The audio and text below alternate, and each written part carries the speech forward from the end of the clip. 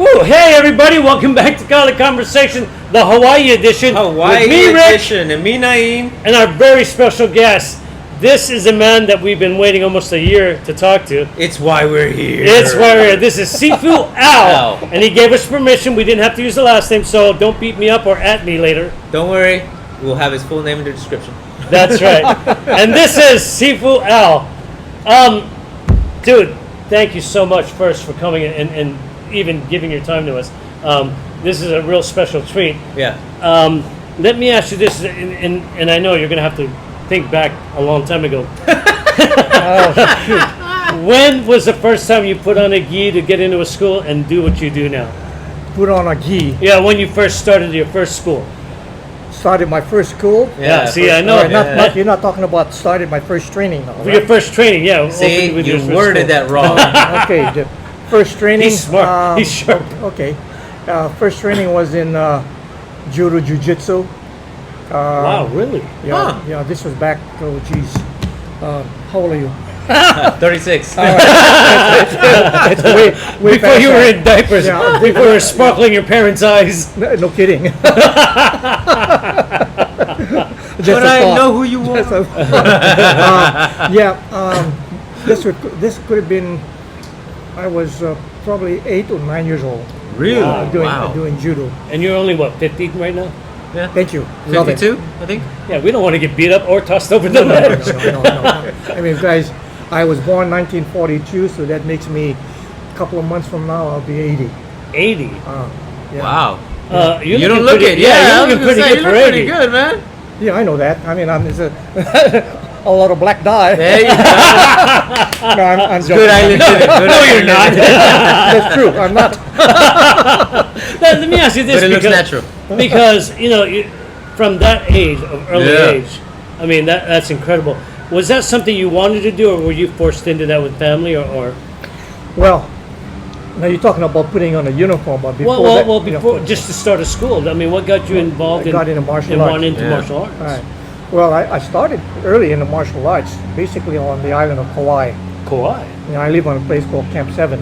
Okay. All Filipinos and things that Oh, way. so you're here during, yeah, that's right, because you said right, 42. right? Wow, And, okay. and at that particular time, Villa Brea and all the people was on the island of Kauai, and my family, my grandfather. I mean, I was introduced into doing Filipino fighting arts then. Okay, and you are Filipino. Yeah, of course. You know what I mean? I mean, when you take for our viewers who don't know who you are. You're all right, guys. That's who we are, right? I got a clarification, context. The obvious. Right. So I grew up in the camp there, and my exposure to it was watching my grandfather practice with his crew in the early morning before they go out into the fields, sugarcane. Wow. And they would practice, 5 o'clock to 6:30, and then head out into the fields.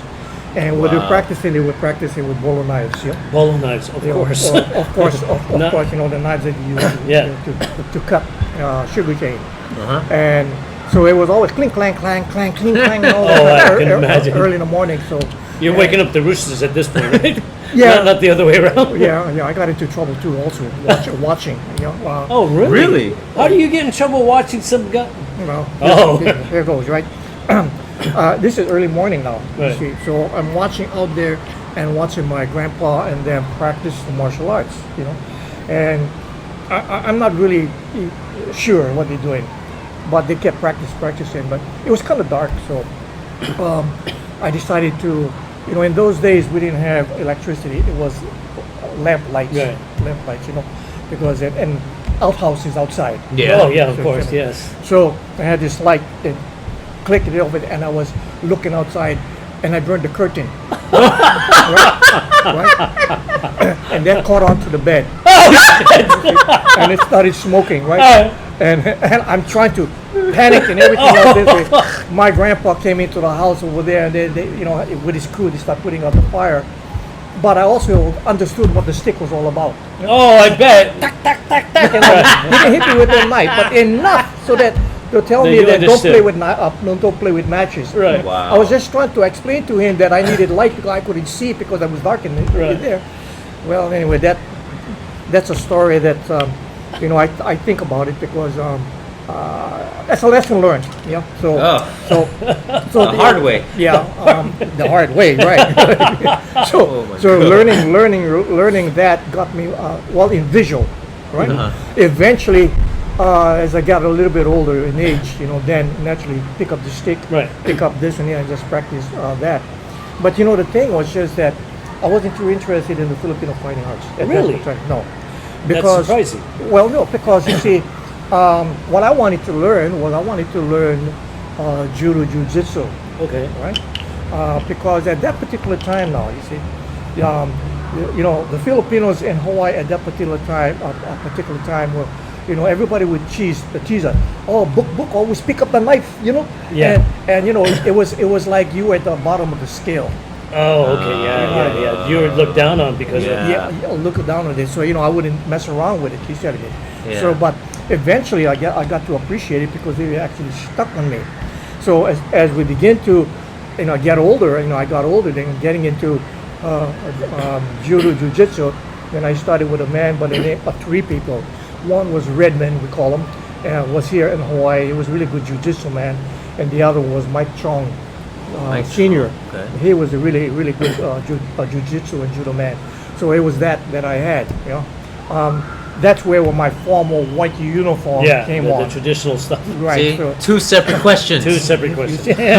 well, that's okay. I mean, they can go all over the place. Yeah. You know what I mean? So here I go. I get my first uniform and started training and got up pretty good, And after that, Mike Chong had a son, but he was also a kung fu guy. Okay. Not as well as he was teaching jiu-jitsu. Oh, wow. But the point was just that I thought I was kind of cocky because now I can grab you and throw you, right? But he's kung fu. So here I'm grabbing him, they go pop, pop, pop, pop, pop, pop, and I'm going, whoa, what is that? Yeah. Then So he now told you're me like, it was okay, I Choli need- Fat, Oh. So like fun. Wow. Choli Fat, Yeah. you know what I mean? So, Very familiar. and he was right behind my house. So these neighbors and we were young kids then, see? So then the father, seeing that, now he wasn't as reluctant to teach because he was, he was trying to keep it mostly Chinese, Right. to that sector. So I began to learn that. Oh, that's cool.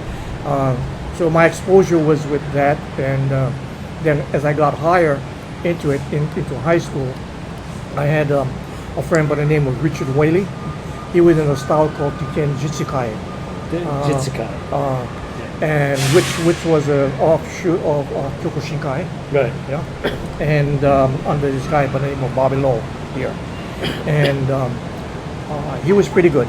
So I studied with him, not on a formal. He used to come over to my house. Oh, okay. The Filipino way. Yeah, the old backyard way. Just come on over. Back backyard. And he was teaching me all this kind of, karate. Right. Okay. Karate. they call it, Karate, of okay. course. Okay, so he had that, and then there was one day, I was a senior in high school. A junior in high school, and we were practicing in lanai in the back, and I had this short Filipino guy, was there in the back and was watching us because he had brought his wife to my mother, who was fixing and repairing her dress because my mother was a dressmaker. Oh, okay. So making those. Oh yeah, the old Clara outfit. Yeah. That's So- a traditional Filipino. Right. So he's hearing now, Yeah. all that kind of stuff. So he comes into the back and he just sits like this. Now he's sitting like this here, but his knuckles are so stinking big. Oh shit. That So you knew right away this guy. and I saw. I mean, Yeah. in the old days over here, you'll notice that a lot of the kempo and karate people, Yep. seem like my knuckle here. Before my it used to be really big and black. It's just that all we used to do was just punch. Dude, it with a hasn't gotten big much stone. smaller. Yeah? It's Looking still- at it. Holy crap. Look at So- these things. Hold on, look to the camera. These things are We're huge. gonna zoom in on that for sure. So it used to be like a real big black callus, 2 of them before. This is in my 20s. Yep. Yeah. So he had, and I didn't have anything then, but I was just admiring that, and then And I look at him, I said, oh, you know something? He said, oh, just a little bit. Just like the really things like that, right?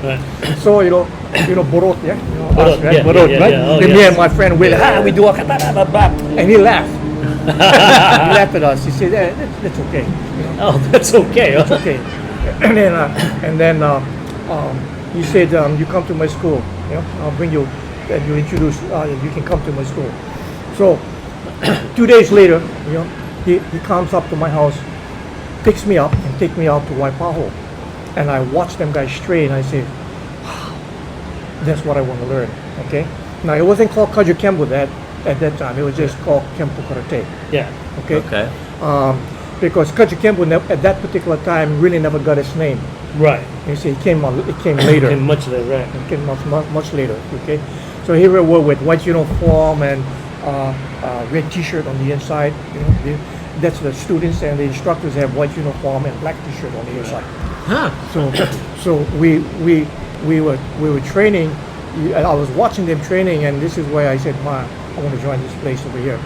Then he made it a point that every was it Monday and Wednesday he would pick me up. Wow, that's generous. Wow. But we only paid $2.75 per month. Well, then again, that's back in the back what, the 50s or so. No, this was in 1960, the late 1969 or 70. Wow. No, You were a excuse me, teenager no. through the 60s? No, it was 19. Wait a minute. No, 1961 is when I got my black belt. It was in the 1950, 1959, 1960. I wasn't even born yet. Okay. In that era. Yeah, I'm So- thinking. So that's how we were, and this is where I got my really good friend Al Dela Cruz, right? Right. Okay. He's really super. He's a good. Anyway, you'll find it in the book. Yeah, Oh, okay, we were gonna. Oh, wait, before you go, because he did, he's mentioning this book, folks, and he was gracious enough to sign it to the both of us, but me and Naina are going to fight over this to see who gets to keep it. I feel like I'm gonna get a few lumps. And we already know Yeah, that you know. this is going to end up at my house. But we still will gonna fight. fight you for it, yes, though. we're still going to fight for it, but... You will walk away with something other than the So book. we're going to talk about this book in a little bit, but Al, sorry, go ahead, continue the story. Yeah, so that's pretty much how I got started into it. And while I was here, at Dela Cruz and myself, Dela Cruz was the first black belt that was ever promoted by Cedar Sunshine. Wow. Oh. And I was the second one. And but Cedar Sunshine had started with Joe Emperado, which was the brother of CJ Right. Adriano Emperado. So Joe Emperado was primarily my. If I would go up that way. Right. So it would be Cedar Sunshine, Joe Emperado, Right. and Adriano Emperado. But when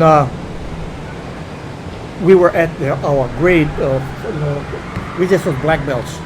At that time, it wasn't like first degree black belt, second degree black. Right, you were Nobody- just the black belt. No, that's it. yeah, because you went according to your seniority. Well, you know what I mean. So Right. the degrees never came into the Kaju Kempo system until I would say until 1967 maybe. Right. Yeah, around that time.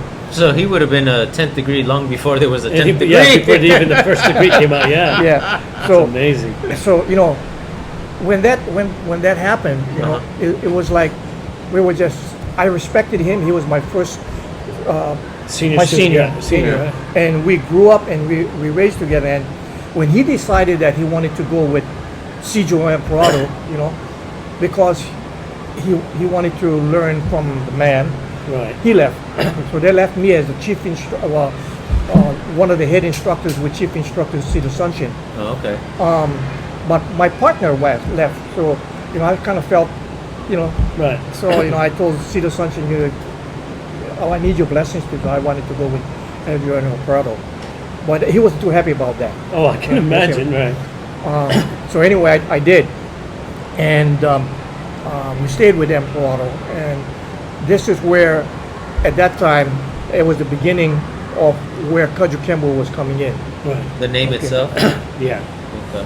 Well, Oh, yeah. we can get into that today, but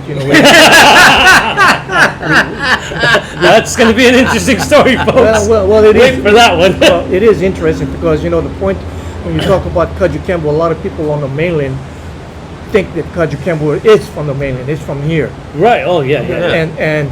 and some of the people that train in Kajukenbo in the original school are still alive here. Right. Yeah. Okay, so those that building up the story about their Kajukenbo on the mainland, it's actually second. It's like third, fourth, fifth generation. And when I listen to, them telling about the history of Kajukenbo, my jaws just drop. I say, but that never happened at all. It was like, Oh my God. I'm serious. This is crazy. I'm serious. I am glad we're here today. Oh hell yeah. Yeah, I mean, I'm going to get shit from some people. They say, No, I some don't know. people always You know, get shit. I No matter what you do. it doesn't matter because there's always going to be people that, I always say this, right? I try to stay right in the middle. You know what I mean? And I like to quote something from President Eisenhower. He did in 48 when he was running for president. He said, you're on the road, and if you're too much on the left, too much on the right, then you're in the gutter. Right. Okay? Yeah. So the point was just that a lot of people, they talk so much on this side, so much on that side, they don't even know what they're talking about. Right. You know what they're talking about, and they're totally into the gutter part. So when we talk about Kajukenbo and the 5 original founders, Right. they can say the first 5 original founders, but they never trained together, as like what they say they. It was What? mostly 2 of them at the time. Really? Yeah, because Yeah, the stories we hear is always the Yeah, five. yeah. All five of they all them. hung You out always at the imagine bar. them in this Yeah. weird well, bar. they did hang out. We're talking that. Yes. Oh, okay. Hang out is But the different from development training. part. Training, right. Okay. And it was very sparse on account that 3 of them will ship overseas anyway. Right. You see, like you get Chu and Holak. Holak was sent to Arizona, and the other one was sent to Korea because of the Korean War. Right. And that left Ordonez and all these other people. Right. And there's history on that in there. So the real heavy contributor to the development of Kajukenbo was basically Emperor himself. Right. Sure, he had a little bit of people coming inside and influencing things that way, but it wasn't like all 5 of them got together and got all the best techniques. It was Emperor and the influence he had from here and there. Right. It wasn't like training every time and going from That's, place to place so nobody would see. and the point was that nobody could see because there wasn't nobody there. Right, because they're all out somewhere else. They're all working or shipped So off. that's fascinating because again, like you said, in the mainland, we're hearing different stories. Oh yeah, no, we imagined them in some little dingy Yeah, a dojo, little, boys club thing, and these 5 guys are all training. Well, that's again his story. Yeah. Wow, That's that's very amazing. interesting. So, Yeah. where do you come in on that? Because after that, I'm sure, did you branch out into your own? Because, and folks, remember last year we got to talk with Malia, who is related to this man somehow. How are you related? They were related legally. Well, I just want to make sure that we don't get it wrong. No, we are related by she's related to me as being my ex. Yeah. The ex, You okay. say one of them anyway. So No We won't judgment here, judge. brother. We're No not judging. judgment. no, I mean None whatsoever. Hey, that's life. You grew up in Hawaii during the 1960s. You're forced to get married very early because if not, you're going to be an old person, Right. right? And if you wasn't married by the time you were 21 and having kids, that's like You're right an out of old- high school. Yeah, you're an old Yeah. man. You're an old man. What are you doing? Yeah, You're no wasting kidding. your life. Right, and Go then away. you find out that personality changes as long you grow. Yes. Because you really don't become a man until you're about 25, 30 years Right. old. Anyways, All that time you make all the mistakes. You see what I mean? Yeah, he's just a big kid. Yeah. So a lot of things happen. So now that we're bringing up wives and ex-wives, Okay. where did you meet Malia? In school. In school. In So school, the she- story that we got from her, that she was walking around looking for a good school to find, and she walked into this place that she thought was a restaurant, A Chinese restaurant. Yeah. and she sees some guy hanging on the roof repairing the, Nah, it was in the ceiling, in the in the rafters. ceiling and the Yeah, rafters, right? So what do you got to say for you? Exactly. Exactly. I'm up hanging. It was like the ceilings of the school was about 13. Oh, so this was at the school and not a restaurant. No. Let's get But that. she thought it was a restaurant. Okay. Jackass. So she came into the school with her husband now. Right. Oh, her husband. Yeah, she came into the school with her husband. Yeah. And I was up there putting wood panels, Okay. separated walls. Right. And wood panels is only 8 feet. Right. 8 feet. And so it's from 8 feet to 13. I'm in between the two, Oh. up on the top, pounding in this way. And I'm there, like on the edge and pounding and everything. And two of them walking through the school, looking up at me. I said, the school's closed.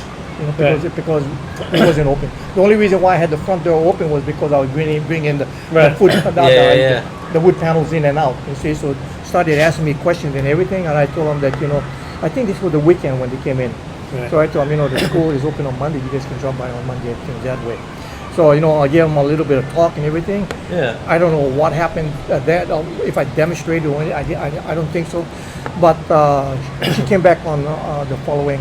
On the Monday. On a Monday, and actually, the reason why was just because while they was looking for a martial arts school, Wally, and who's Wally? while they While- were okay. while they were looking, Oh, While wow. we were I looking. know.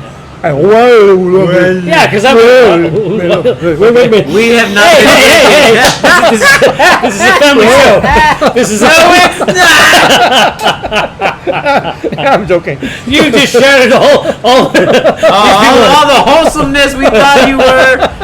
Hey, he did grow up in the 60s and 70s. Yeah, so there you go. What's So, okay, continue. Hey, you got to bring down the swelling somehow. That's right. Anyway, while they came Looking into for the it. school, they actually came inside to sign because the husband presented her as a birthday present for her 25th Right. birthday, Yeah. or something like The that. gift certificate. Yeah, whatever. Yeah. And so, okay, she came into the school, and she was. I think I had maybe 5 or maybe 8 other women in the school also, and but you see the guys in the school were really rough, basically because we were they didn't want any girls or women in there, so they was actually being a little Going. bit See, Yeah, so that was the speculation. So it's true. They went a little harder just because they wanted them to quit. right, yeah. Oh yeah, my you God, see, so that was true. Yeah, you see, and a lot of them endured as much as they can, and one by one they started dropping out. You see. But Sadly, Malia was the one that only endured, and she had athletic skills. She had conditioning, everything. Is Oh there. yeah, she's been doing Conditioning. sports since she Oh was my younger. God, Yeah. she did a demo on her interview, and she's up there. We're like, holy crap! I couldn't do half the things that she was doing. I was like, shit. Well, Yeah, the fitness stuff. Yeah. I mean, and the thing was just that the type of training that we did at that particular time were hardcore. From Hawaii, we never pulled any punches. Right. I mean, it was bam there, bam there, cuts here and all that kind of things. So it was that type of training that they had, and Wow. you had The to old be, school. You had to Yeah. be tough. Yeah. So I told everybody over there. I said, out in the front of my school, I was on San Leandro Boulevard. Okay. I had a big red pagoda, and I had the sign says "Enter to learn, go forth to serve." Right. And it says quality, not quantity. So everything that they came inside was just that. If you're coming into the school, come inside to sacrifice blood, because that's what's going to happen. And so and it was I had people in there that understand that at that time the martial arts was so new, and the sign that we had outside was School of Chinese Kempo Kung Fu. That's the sign we had. Uh-huh. So when you say School of Chinese Kempo, she's thinking maybe School of Chinese Cooking. You don't know. Maybe she thought the Kempo was a Chinese word for cooking, whatever. You see what I mean? And that's why she thought it was a restaurant. Yeah. She thought she was hungry, looking for a place to eat. Yeah, because nice pagoda sign Yeah. and everything. Yeah. So she thought it was a fast Right, restaurant. yeah. Were But- you actually shirtless when you were Huh? in there working? You were shirtless when you were working? What is that? No shirt. You had no shirt. No, nothing. I had a shirt on, but not martial arts. Well, shirt. Oh, the okay. way she made it sound like you were Like, shirtless. yeah, they were shirtless. She might have already looked at you. Got oh, excited. He looks yeah. kind of Hey, good. No. If anything that I had on over there was probably a tank top. Tank top. Okay. Okay, that's what Alright, she so said. that's what she meant, shirtless. She had an undershirt. Yeah. Okay. So and so that was that. The school, because the school was just building up. It was Okay. just brand new, right? Eventually, give it about about a year later, Uh-huh. that didn't look like a restaurant anymore. Okay. Because the front, we were accumulating so much trophies, it began to look like a trophy shop. Oh. Oh wow, that's funny. Okay. Now, was that your own school? Were you? Yeah, that Was that you? there- And where was that? You said San Leandro? Is it? No, on San Leandro. Oh, San Leandro Boulevard. Yeah, San Leandro Boulevard. In the Hollister. Bay Area? Yeah, yeah. Isn't it Hollister? No, no. In San Leandro. She's from Oh, is it Hollister. San Leandro? Oh, Yeah. she's from Hollister. Yeah, that's right. I'm Yeah, sorry. and if you drive down there, I don't Oh, know. wow. Sometimes I know there was 16750 San Leandro Boulevard. I know they had something like. It's not there anymore. Or Yeah. has that been gone for all? Yeah, so that's where we were, and she was actually a student. The way Right. she came in, and everything was just kosher. Everything at the very beginning was In the kosher. very beginning. Oh, it sounds like